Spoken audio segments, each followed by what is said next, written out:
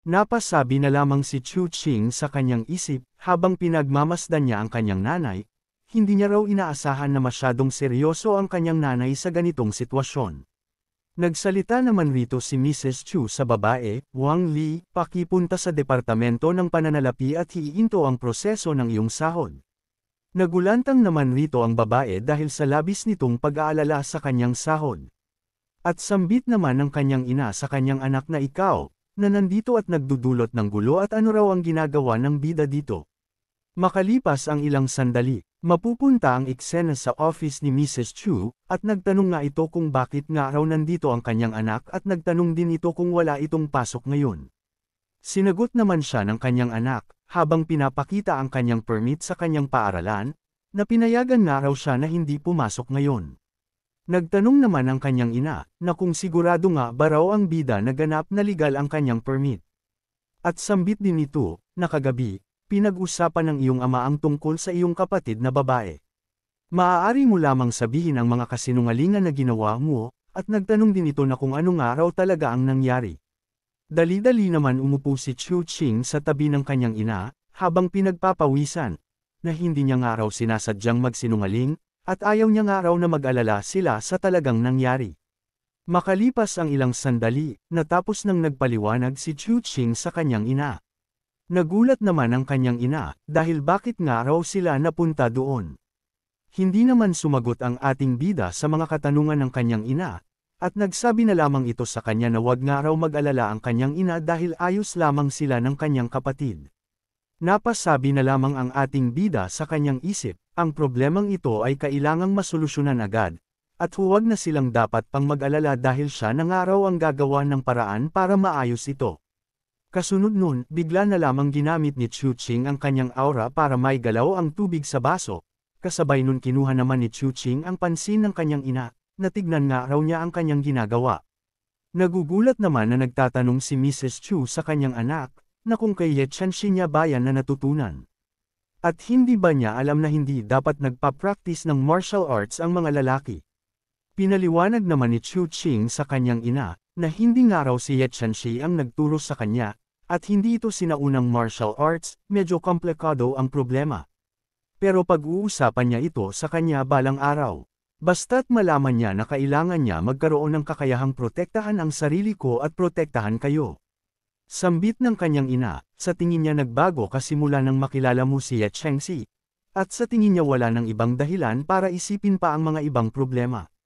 Iniba na ni Chu Qing ang usapan, at nagtanong ito kung ano nga raw ang nangyari sa kumpanya ng kanyang ina. Sinagot naman siya ng kanyang ina, alam niya na kaya mo na ngayon, pero hindi pa ito ang tamang panahon para harapin ang mga problema ng matatanda. Sa hindi inaasahang pagkakataon, bigla na lamang dumating si Ye Qianxi, at masaya nga itong bumabati sa kanila.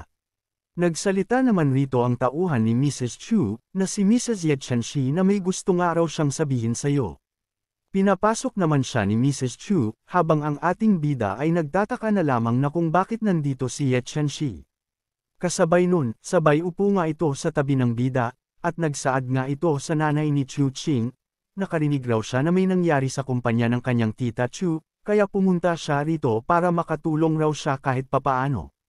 Nagpasalamat naman rito si Mrs. Chu, na okay na nga raw, dahil may nagpakalat ng virus sa sistema ng kumpanya, at lahat ng computer ay hindi gumagana mula kahapon. Ang tech department ang nag-aasikaso nito. Kaya, hindi na kailangang tumulong ni Ye Qianxi. Nagsaad naman si Ye Qianxi na pwede naman nga raw na bigyan ng pera ang nagpakalat ng virus para matapos na itong problema. Sinagot naman siya ni Chu Qing, na hindi naman sa lahat sagot ay pera. Nagtanong naman si Ye Qianxi na kung ano nga raw ang ibig sabihin ng bida. Bigla na lamang may naisip ang ating bida, na si Huanir pala ay bihasa sa computer programming. Nagdilim na lamang ang paningin ni Ye Qianxi sa narinig niya sa bida, at nagsaad nga ito na naiinis, na magandang araw ang naisip ng bida. Maya-maya pa pagkatapos ng ilang sandali, makikita rito si Ye Qianxi, na nagpapakawala ng nakakamatay na aura patungo kay Huanir. Natatakot naman rito si Huanir, dahil wala nga itong kaya kay Ye Qianxi. Kasabay nun, dumating naman rito si Chu Qing para protektahan si Huanir, at nagsaad nga ito kay Ye Qianxi, na wag niya nga raw takutin si Juanier ng ganyan. Kasunod nun, dali-dali naman pumasok si Juanier sa computer programming, nagsalita naman rito si Chu Ching, umalis na nga raw sila, at nagtanong din ang bida na kung may dala nga raw si Ye Chexi ng baril. Habang makikita rito si Ye Chenxi naglilisik ang kanyang mata sa galit kay Juanier. Sa hindi inaasaang pagkakataon, bigla na lamang tinutok ni Ye Chenxi ang baril sa bida, at nagsalita nga itong pag-alit na meron nga raw siya at bakit nga raw tinatanong ng bida ito. Natakot naman rito si Chu Ching, at sabay taas nga nito ng kanyang kamay, at nagtanong ito na kung meron pa nga raw siyang lumang istilong semi-automatic na pistol, at nagtanong din ito na kung makakakuha ka ba raw siya ng isa para sa kanya. At sambit din ng ating bida sa kanyang isip. Kailangan niya nga raw ng baril para sa Wangchuan bullets, at kung pupunta siya kay Meng Zui, gagamitin niya ang kanyang Wangchuan bullet para gamitin ito sa pakikipaglaban. Bukod pa dito, kailangan niya ring ayusin ang problema ng kanyang kapatid, at napakahirap harapin ang pamilya ng alkalde, lalo na sinampal si Meng Zui sa kanyang kapatid. Nagtanong naman rito si Ye Chenxi na kung sa tingin ng bida na mahihirapan siya sa paghahanap lang ng baril. Nagsalita naman rito si Chu Ching, na tulungan nga raw siya ni Ye Chenxi na maghanap ng baril para sa kanya. At kasabay nun, bigla na lang nagpaalam si Chu Ching, na aalis na muna nga raw siya, dahil may aasikasuhin nga raw siya at pupuntahan pa nga raw niya si Juanier. At sambit din ito sa kanyang isip, susuriin niya nga raw ang background ng pamilya ng boyfriend ng kanyang kapatid, at kung may mangyari, hindi namin pwedeng isama si Ye Chenxi, dahil agad siyang mag-uumpisa ng malaking gulo sa pamilya. Sa hindi inaasaang pagkakataon, bigla niya lamang hinayla si Chu Ching, at nagsaad nga itong nagagalit, na bakit nga raw pupuntahan ni Chu Ching ang kanyang kabit, at samantalang siya ay iiwan niya lang dito mag-isa. Nagtataka naman na nagtanong si Chu Ching, na kung ano nga raw ang ibig sabihin niyang kabit. Kasabay nun, nagtanong naman si Ye Chenxi sa lalaki na kung saan nga raw ang restroom dito. Tinuro naman ng lalaki sa kanan at bawal mangaliwa. Nagugulantang naman rito si Chu Ching, dahil may masamang balak na naman si Ye Chenxi sa kanya, ay naku MC wag mong sayahingin ang pagkain. Makalipas ang ilang sandali, mapupunta ang eksena sa restroom ng mga babae. Habang makikita rito si Ye Chenxi na pinapatungan na ang ating bida, dahil sabik na naman ito sa hotdog with white cheese. Nagsalita naman rito si Chu Ching, na kung nababaliw na nga ba si Ye Chenxi. Dahil restroom raw ito ng kumpanya ng kanyang ina, kaya pangit nga raw itong gawin dito. Sinagot naman siya ni Ye Chenxi, na wala nga raw siyang naririnig. Kasabay nun, sabay taas naman ni Ye Chenxi sa damit ng bida. At nagsalita naman ito na kahit na may mga bulaklak sa kaliwa at kanan, kailangan ko bang sabihin sa iyo kung sino ako, gayunpaman dapat niya nga raw turuan ng leksyon ng bida. Bigla na lamang umarte ang bida na may masakit sa kanya, para maiwasan niya ang balak ni Ye Chenxi sa kanya. Hinawakan naman ni Ye Chenxi ang mukha ng bida, at nagtanong nga ito, na kung sinusubukan ba ng bida na tanggihan siya. Hindi naman nakapagsalita rito si Chu Ching. At sambit din ni Ye Chenxi, kung ayaw nga raw ng bida, hindi na niya siya pipilitin. Ngunit lagi niyang tatandaan, siya at ang mga babae niya, at usaping pambabae, na mas mabuti pa huwag siyang makialam. Maaari mong akitin ang kabaligtarang kasarian, pero hindi iyon mahalaga, pero kung isang araw masama ang kanyang mood, wawasakin niya raw sila. At dagdag din niya, habang may pagnanasa pa sa bida, na dahil tinanggap kita noon, huwag niya nga raw siyang sisihin kung hindi kita nabalahan. Napasabi na lamang ang ating bida sa kanyang sarili, na masyado na nga raw nababaliw sa kanya si Ye Chenxi, at nagiging mas nakakatakot na din ito ngayon. Kasabay nun, nagpaalam na ang ating bida, na mauuna na nga raw siyang umalis. Ngunit sa hindi inaasaang pagkakataon, bigla na lamang siyang hinawakan ni Ye Chenxi sa kanyang kwelyo. At sarkastiko nga itong nagsaad, nakakaiba raw ang bida ngayon, at hindi katulad ng dati, at hindi ka makapaghintay ng matagal, at nagtanong din ito na kung meron ka na naman bang bagong babae sa labas. Hindi naman nakapagsalita rito si Chu Ching, dahil naalala niya ang masarap na gabi kasama si Meng Zui. At sabay takbo na lamang ang ating bida ng napakabilis, dahil malalagot nga raw siya, na kung malalaman niya na dagdagan na naman sila ng isa. Nanggalaitin naman sa galit si Ye Chenxi, dahil totoo nga raw ang kanyang hinala na nadagdagan na naman sila ng isa. Makalipas ang ilang sandali, makikita rito ang ating bida na nagmamaneho, at nagsasaad nga ito sa kanyang isip, na dahil sa pinaggagawa sa kanya ni Ye Tianxi, nakalimutan na niya ang kanyang business. At ang bahay ng kasintahan ng kapatid niya ay nasa Vermilion Bird Street.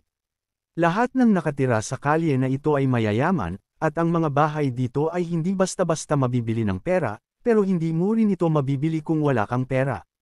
Ito ang kanyang bahay. Sa panlabas, mukhang mapayapa at tahimik, pero hindi natin alam kung gaano karaming kamera ang nasa loob at labas, at may isang makapangyarihang puwersa na hindi maaaring balewalain. At imposible makilala ng personal ang pamilya Xing. Hindi ito maaanalisa, hindi ito tiyak, at hindi ito magagawa ng walang paghahanda. At kung siya ay makikialam, kailangan niyang munang hanapin ang kasintahan ng kanyang kapatid at obserbahan ang kanyang pag-uugali.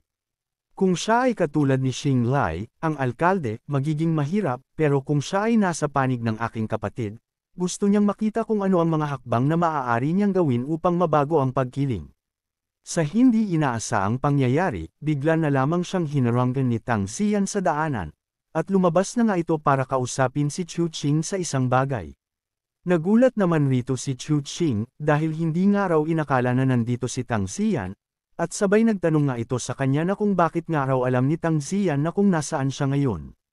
Ngunit hindi naman sinagot ni Tang Xian ito, at nagtanong naman ito sa bida, na kung bakit nga raw wala si Chu Qing ng 2 araw sa eskwelahan. Sinagot naman siya ng ating bida, na wala nga raw siya sa mood, at lalo na gusto niya nga raw mag-relax muna. Nagsalita naman rito si Tang Xian, na bakit nga raw ang tagal ng 2 araw para lamang mag-relax siya, at nagtanong din ito na kung galit nga ba ang bida sa kanya. Nagtaka naman rito ang bida, na bakit nga raw siya magagalit sa kanya. Malungkot naman na nagpaliwanag naman rito si Tang Xian, na nagsakripisyo ang kumpanya ng iyong ina dahil sa pamilya naming Tang. Pumunta sa iyo ang aking ina noong nakaraan at siguradong may sinabi siyang hindi maganda, kaya nagalit ka at hindi ka masaya sa akin. Kasabay nun, hinawakan ni Chu Qing ang mukha ni Tang Xian, na masyado nga raw siyang nag-iisip ng sobra, at ang hindi niya pagpasok sa paaralan ay wala namang kinalaman sa kanya, pero sobrang nagmamalasakit ka sa akin, kaya talagang nga raw siya touch. Nahihiya naman na nagsaad si Tang Xian, na dahil girlfriend mo ako, natatakot siya sa gagawin niya kapag hindi niya siya pinapansin, at kasama mo ang ibang mga babae. Napasabi na lamang ang ating bida sa kanyang narinig kay Tang Xian, hindi niya raw hahayaan na makontrol siya ni Tang Xian, dahil hindi naman siya ang aso niya. Kasunod nun, nagtanong naman si Chu Qing, na kung kilala ba nga raw ni Tang Xian si Meng Zui. Parang nagalit naman rito si Tang Xian, dahil malakas din ang kaba nito na may babae na naman ni Chu Qing. At pinaliwanag naman ni Tang Xian, sa lungsod ng Jinmen, mayroong 10 masters, at si Meng Zui ay pangalawa sa ranggo, na humahawak ng pinakamalaking transaksyon sa black market sa Jinmen, at nagtanong din ito, na kung may kaugnayan ba siya sa iyo. Sinagot naman siya ng ating bida na wala, dahil gusto nga raw niya malaman ang mga matataas sa Jinmen, at nagtanong din ito na kung sino pa nga raw ang mga nasa top 10. Pinaliwanag naman ni Tang Xian. Ang unang guro ay sinaway mula sa pamilya ng Xing, may 2 tao mula sa pamilya ng Tang, ang aking ina at ang isa pa niyang tiya, 2 mula sa pamilya ng Ye, 2 mula sa pamilya ng Li, at 2 pa mula sa kagawaran ng military escort. Napasambit na lamang ang ating bida sa kanyang isip, sa kabutihang palad, nalaman niya itong ganitong impormasyon, kung hindi ay magiging malaking problema ito, at dagdag din niya dahil magaling si Huanir sa pangangalap ng impormasyon, kailangan niya nga raw siyang tanungin ngayon. Pagkalipas ng ilang sandali, mapupunta ang eksena sa bahay ni Huanir. Nagpapasalamat naman rito ang ating bida, dahil sa pagtulong ni Huanir sa kumpanya ng kanyang ina. Natuwa naman rito si Huanir, at makikita nga itong kakatapos lang maligo, dahil natatakam na nga ito sa bida, at sinabihan niya ang ating bida na maligo na nga raw siya, at puntahan niya nga raw siya agad pagkatapos, at sabay pikita nga ito ng kanyang cute niyang kokomilon sa mga nanonood ngayon. Naging seryoso naman rito ang bida, na may sasabihin nga raw siya sa kanya. Nagtaka naman rito si Huanir na kung anong araw ang sasabihin ng bida sa kanya. Maya-maya pa pagkatapos ng ilang sandali, makikita sila rito na sinusuri ang impormasyon tungkol sa nakasagupan ni Chu Qing kamakailan, at tapos na din ni Chu Qing na kwento lahat ng nangyari sa kanyang kapatid. Nagsalita naman si Chu Qing na kailangan niya nga raw malaman tungkol sa pamilyang Xing, para sa kaligtasan ng kanyang kapatid, at kailangan niyang pumunta sa bahay ng pamilya Xing ngayon. Pinaliwanag naman ni Huanir, ang pamilya Xing ay isang napakayaman at makapangyarihang pamilya sa Jingmen. Mahirap beripikahin ang impormasyong ito, pero ang masasabi niya lang ay gagawin niya ang kanyang makakaya upang makatulong. At nagtanong din niya sa bida, na kung ano pa nga raw ang gustong impormasyon ng bida tungkol sa pamilyang Xing. At hahanapin na nga raw niya ito agad. Sinabi ni Chu Qing kay Huanir, ang sistema ng pagmamanman sa Vermilion Bird Road, CCTV, ang sistema ng alarma ng seguridad ng pamilya Xing, lahat ay nangangailangan ng iyong kakayahan sa paglutas ng problema. Bukod dito, kinakailangan din ng isang paliwanag tungkol sa loob ng pamilya Xing, pamamahagi, o mga individual na galaw. Sa hindi inaasaang pangyayari, bigla na lamang sumulpat ang isang misteryosong babae sa likod ni Chu Qing, na bahala naman rito si Chu Qing, at dali-dali niyang ginamit ang kanyang legendary sword sa misteryosong babae. Nagulat naman rito si Chu Qing, dahil si Ye Qianxi pala ang nandyan. Natakot si Ye Qianxi, dahil bigla-bigla na lamang siyang tinutukan ni Chu Qing ng kanyang sandata. Nagtanong naman rito ang ating bida na kung bakit nga raw nandito si Ye Qianxi sa bahay ni Huanir. Sinagot naman siya ni Ye Qianxi na pasigaw, na bakit hindi ka makaalis. Nang hinanap kita, bilang resulta, akala ng nanay mo ay kasama kita. Alam niya mula pa sa simula na ginagamit niya lang siya bilang dahilan at isang utusan. Napatahimik naman rito sila Chu Qing at Huanir, dahil may katwiran naman ang sinabi ni Ye Qianxi sa kanya. Mahinahon naman na nagtanong si Chu Qing, na kung papaano nga raw nakapasok si Ye Qianxi sa bahay ni Huanir dahil nakalock naman ito. Sinagot naman siya ni Ye Qianxi, dahil may susi nga raw siya, habang pinapakita ito sa bida. Tinatanong din ni Chu Qing, na kung papaano nga raw siya nagkaroon ng susi sa bahay ni Huanir. Nagsalita naman sa gilid si Huanir, na siya nga raw ang nagbigay sa kanya.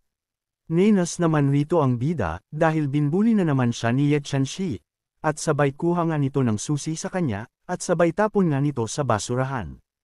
Nagalit naman si Ye Qianxi na kung ano nga raw ang ginagawa ng bida. Sarkastiko naman sinabi niya kay Ye Qianxi na wag nga raw itong pumunta pa dito, at hindi nga raw mabuting magbuli ng ibang tao. Nagalit naman rito si Ye Qianxi, na dahil pinuprotektahan niya si Huanir, maghintay nga raw ang bida sa kanya ngayon. At sabay sara nga ito ng napakalakas sa pinto.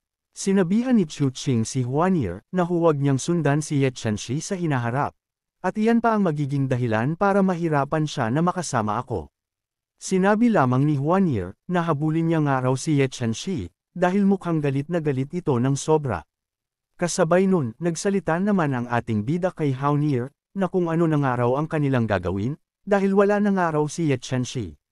Sa hindi inaasahang pangyayari, bigla na lamang nagkaroon ng malakas na pagsabog, nagulat naman rito ang dalawa, dahil ano nga raw ang nangyayari. Kasabay nun, lumitaw naman sa usok si Ye Qianxi na may dalang napakalaking baril. Napasambit na lamang ang ating bida sa kanyang isip, na dumating na naman sa kanya ang babaeng ito, at may dala pang armas. At saad din niya kay Ye Qianxi, na mag-usap nga raw sila ng mahinaon. Hindi naman ito pinakinggan ni Ye Qianxi, at dali-dali nga itong umatake sa kanila. Nangamba naman rito ang ating bida, ngunit sa kabutihang palad, na itulak niya si Huanir kaya't hindi sila natamaan. Kasabay nun, dali-dali naman sumugod si Chu Qing papunta kay Ye Qianxi. Madali lamang napigilan ng ating bida si Ye Qianxi, at kasabay nun, nagsaad nga ito habang papaatake na kung nababaliw na nga ba raw si Ye Qianxi. Sarkastiko naman na sinabi ni Ye Qianxi, na dito sa Jinmen Malaya nga raw siyang pumatay ng tao.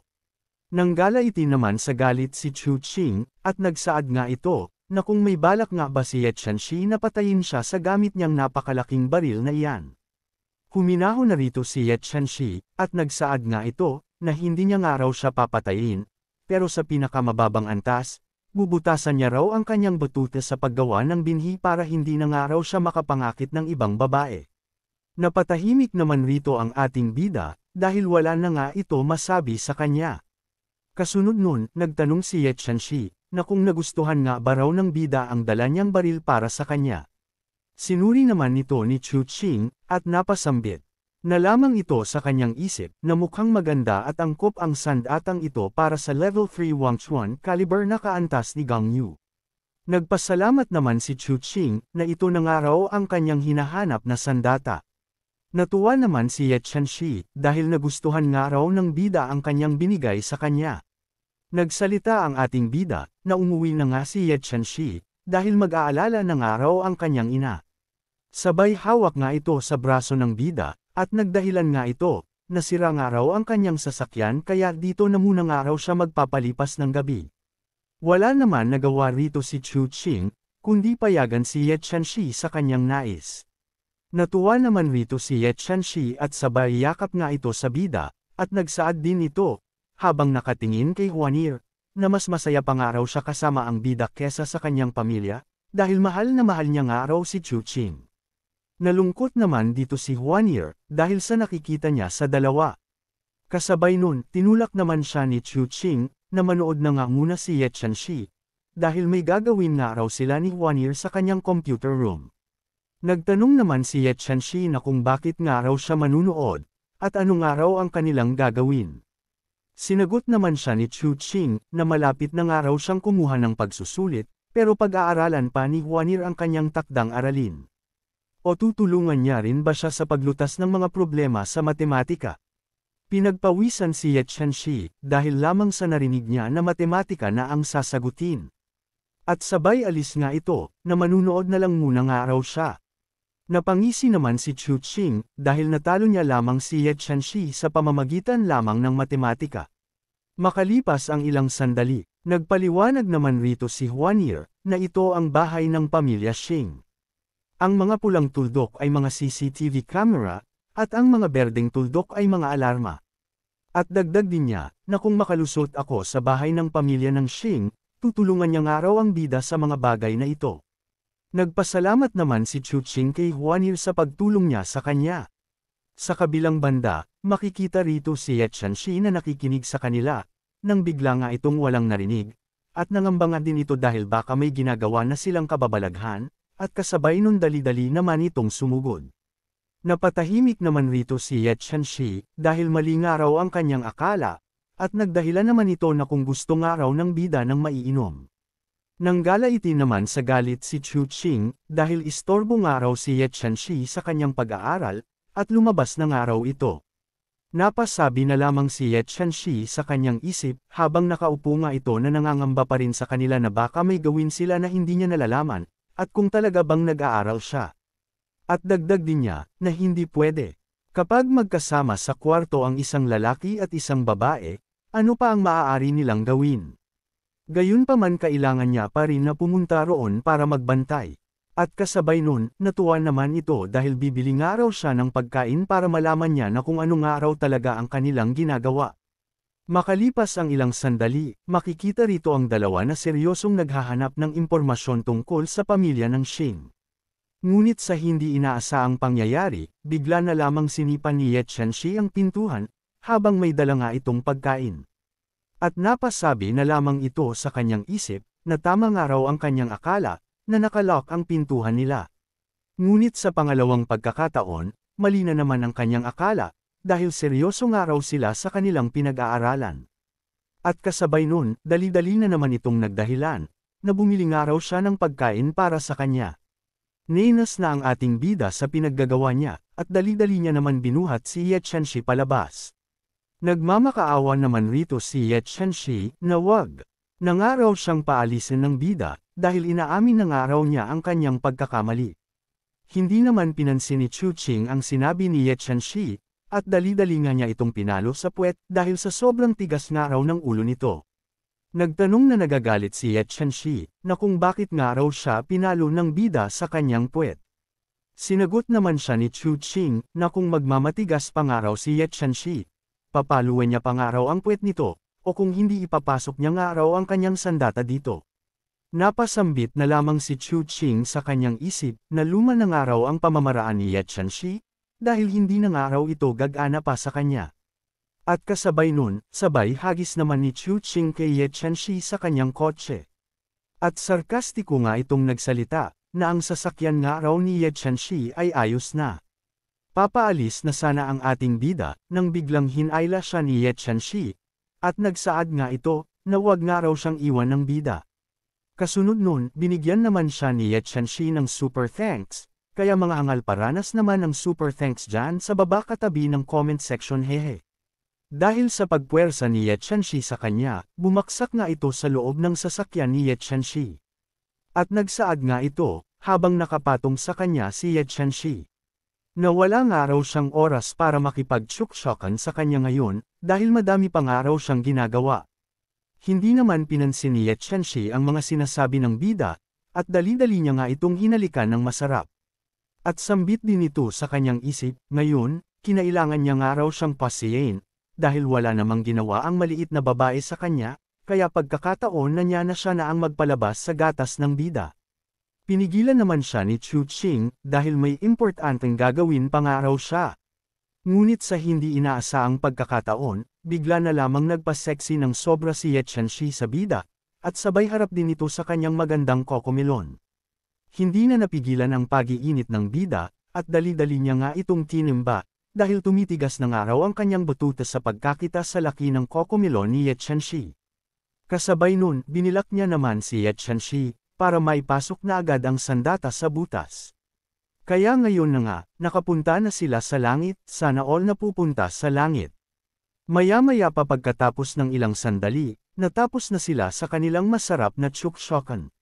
Nagtanong naman rito si Ye Tianxi, na kung masarap nga raw ba ang kanyang ginawang galaw. At may kasabihan na, walang hindi kayang ayusin ng tsuksyokan sa pagitan ng lalaki at babae, kahit galit ka, natutunaw ang galit mo. Sinagot naman siya ng bida, na hindi naman nga raw siya galit, at ayaw niya nga raw magalit siya sa kanya, at dagdag rin niya sa kanyang isip, na imposible para kay Ye Tianxi na magpaligoy-ligoy, at walang drama sa buhay na ito. Sinabi din ni Ye Tianxi, habang hinahawakan niya ang ulo ng bida, sa tingin niya, nagiging kakaiba ang kanilang relasyon, at maliwanag na may mga isyu ang bida, dahil madalas raw ang ating bida na makipagkita sa ibang mga babae. Tugon naman ng bida, na huwag raw siyang hinahawakan na parang tuta ni Ye Tianxi, at bilang isang normal na tao, kung may ibang tao na ginawan ako ng ganito, puputulan niya nga raw ang mga kamay nito. Kasabay nun, nagpaalam na ang ating bida, na babalik na nga raw siya, at may gagawin pa nga raw sila ni Huanir. Pinipigilan naman siya ni Ye Tianxi, na wag na nga raw itong bumalik. Lumingon naman rito si Chu Qing, at sabay napasambit na lamang ito sa kanyang isip, na pumunta sa ibang babae pagkatapos makipagtsuksyokan sa kanya, parang hindi maganda. Pero kung hindi ako pupunta, paano ko sosolusyonan ang problema ng kanyang kapatid? Sa hindi inaasahang pagkakataon, bigla na lamang sumulpot si Ye Tianxi sa likuran ng bida, at sabay palo nga ito sa puwet. At nagulat naman rito ang ating bida, at sabay lingon kay Ye Tianxi, habang si Ye Tianxi ay inaasar ang bida, dahil nakaganti na nga raw ito sa kanyang ginawa. Kasunod nun, kinausap siya ni Ye Tianxi ng harap-harapan, na alam niya nga raw na iba ang bida sa ibang mga lalaki. Kung katulad ka ng iba, hindi sana siya nahulog sa kanya. Gustong-gusto niyang basagin ang mga matitigas na shell, at isang araw magiging obsessed ka rin sa pagsunod sa akin. Napasambit na lamang ang ating bida sa kanyang isip, habang nakangiti, na ngayon, para akong pinakamagandang nilalang sa mundo, may mga relasyon sa maraming tao, at nang hindi nasusunog ang aking mga daliri, tanging ang mga gusto lang ako ang matatamaan. At hindi ito kapanipaniwala sa kanyang mga nararanasan sa mundong ito. Kinuha naman ni Ye Tianxi ang pansin ng bida, at nagsaad nga ito na kung pwede ba nga raw na maging baby boy niya siya. Sinagot naman siya ni Chu Qing, na kung pwede nga rin ba na maging baby girl niya siya at pakasalan. Sumang-ayon naman rito si Ye Tianxi, ngunit kailangan pa nga raw nilang maghanda sa regalo sa kasal, bago ang lahat. Nagtanong naman rito ang bida, na nung nasa kotse sila, tinrato niya ba siya na parang 17 taon gulang. At nagtanong rin ito, na kung ano nga raw ihahanda niyang regalo sa kanya. Sinagot naman siya ni Ye Tianxi, na ang buog jinmen nga raw. Kasabay nun, nagpaalam na si Chu Qing, habang nagsasaad nga ito kay Ye Tianxi, na wag nga raw itong otre sa kanyang binitawang pangako. Namamangha naman rito si Ye Qianxi, dahil hindi man lang ito kinilig sa kanyang mga sinabi. Makalipas ang ilang araw, mapupunta ang eksena sa pamilya ng Xing. Habang makikita rito si Chu Qing, na nagmamasid sa bahay ng pamilyang Xing, at nagsaad nga ito kay Huanir sa kabilang linya. Ang maliit na gusali sa kaliwa ay kung saan nakatira ang mga anak ng Hoshiretsu, at pansamantala kung pinamamahalaan ang mga sistema ng pagmamanman at alarma ng pamilya Xing. Sinagot naman siya ni Huanir, na kailangan pa nga raw ni Chu Qing na mag-ingat ng maigi. Nagsalita naman si Chu Qing, habang sinusuot na niya ang kanyang discussing mask, na wag nga raw mag-alala si Huanir sa kanya. At sambit din niya, na mukhang maganda ang relasyon ng kapatid niya at ang bayaw niya, kaya siya na lang ang unang hahanapin niya.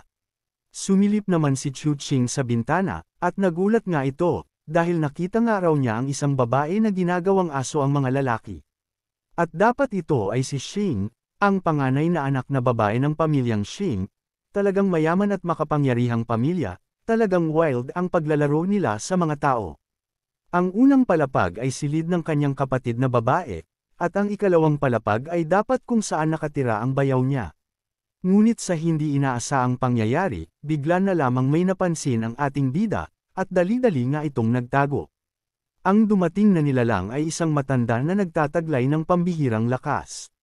May napansin nga ito mula sa taas, na kung saan nagtatago ang ating bida. Pinagpawisan naman rito ang bida, dahil kapag nakita siya ay magiging mahirap na ang lahat. Wala naman napansin rito ang matanda, at pinagsawalang bahala na lamang niya ito, dahil matanda na nga raw siya, kaya kung ano-ano ang kanyang mga naririnig. Kasabay nun, umalis na nga ito para ibigay ang pagkain sa kanyang young master. Makikita naman ang ating bida, na pinagpapawisan pa, dahil nahirapan nga itong pigilan ang kanyang hininga. At naramdaman niya nga raw na ang matandang babae ay malamang na si Xing Wei, ang unang pinuno ng Jinmen City. Mapupunta ang eksena kay Xing Tao, habang malungkot na pinagmamasdan ang larawan nila ni Chu Xiao. Kasunod nun, makikita ang ating bida, nakapasok na sa loob ng bahay ng pamilyang Xing. At dali-dali nga itong pumunta sa kwarto ni Xing Tao. Narinig naman rito ni Xing Tao ang pagbukas ng pintuan niya sa kanyang kwarto, at nagsaad nga ito, na ayaw niya nga raw kumain, dahil namimiss na nga raw niya si Chu Xiao. Sa paglingon ni Xing Tao, bigla na lamang itong sumigaw sa labis nitong takot sa bida. Tinakpan naman ni Chu Qing ang kanyang bibig, at nagpakilala nga ito, bilang Chu Qing ang kapatid ni Chu Xiao. Dali-dali naman nagtanong rito si Xing Tao, na kung kamusta na nga raw si Chu Xiao. At ano na nga raw ang nangyari sa kanya. Hindi naman ito sinagot ni Chu Qing, kung baga siya ang nagtanong, na kung ano nga raw ang talagang nangyari sa kanyang kapatid. Umiiyak naman na nagpapaliwanag si Xing Tao, na hindi niya nga raw alam, dahil bigla na lamang silang pinaghiwalay ng walang dahilan. Tumigil na nga raw sa kakaiyak si Xing Tao, dahil ang kanyang mismong ina ang nag-utos para ipapatay si Chu Xiao, ngunit sa kabutihang palad na ligtas nga raw niya siya sa tamang oras. Nagsaad si Xing Tao, habang pinupunasan niya ang kanyang mga luha, na siya ang nagdulot ng problema sa kanya, at nagmakaawa nga raw siya sa kanyang ina, pero walang silbi. Sa kanyang mga mata, tanging ang pamilya Xing lamang ang mahalaga, at gusto man o hindi, gusto niya akong ipakasal kay Tang Ziyan. Nagulantang naman rito ang ating bida, dahil sa kanyang nalaman, at bukod pa rito, na kung hindi nga raw niya magagawa ng paraan ito na maging sila, napakadelikado nito, dahil si Tang Ziyan ay babae niya. Bigla na lamang nag-impake si Xing Tao, na sasama nga raw siya sa bida para makita na niya si Chu Xiao. Pinigilan naman siya ng bida, dahil kakausapin niya nga raw ang kanyang ina, para maging tulay sa kanilang pagmamahalan. Nagsalita naman si Xing Tao, na hindi nga raw ito gagana sa kanyang ina. Bukod pa rito, nagpaliwanag naman si Chu Qing, na kailangan nga raw nilang subukan ito, dahil ito na lamang ang magandang paraan, at tulungan nga raw siya ni Xing Tao, kay Master Wei, at siya na ang bahala sa mga natitira. Hindi nga raw makakalabas si Xing Tao, dahil nakakulong nga raw siya rito. Nagpaliwanag naman rito ang ating bida, na kung hindi mo siya makita, ipaalam mo sa kanya. Kung magpanggap ka ng isang drama ng pagpapakamatay at sumigaw, tiyak na darating siya para makita ka. Namangha naman rito si Xing Tao, dahil ang talino nga raw ng bida mag-isip. Wala na lamang masabi rito ang ating bida dahil sa naging reaksyon ni Xing Tao sa kanyang sinabi. Maya-maya pa, lumabas na si Chu Qing, at biglang may napansin nga ito na isang babae na naliligo, at nagsaad nga ito sa kanyang isip, na kailangan pa nga raw niya ng trump card sa ganitong sitwasyon. Lumabas na ang babae sa banyo, at biglang may napansin nga ito. Na si Chu Qing na naghihintay na naman ng blessing na mangyayari sa kanyang pagiging tunay na lalaki. Namula naman rito ang babae, dahil kakain na naman siya ng jumbo hotdog. Pinagpawisan naman si Chu Qing, dahil hindi man lang ito nagpanik. Kaya napapaisip na lamang ito na kung ganito na ba talaga ang mundo ngayon. Kasabay nun, bigla naman itong pumatong sa bida, at nagtatanong nga ito, na kung nanggaling ba ang ating bida sa pamilya ng Lee. Kasabay nun, bigla niya na lamang hinalikan ang ating bida ng napakasarap.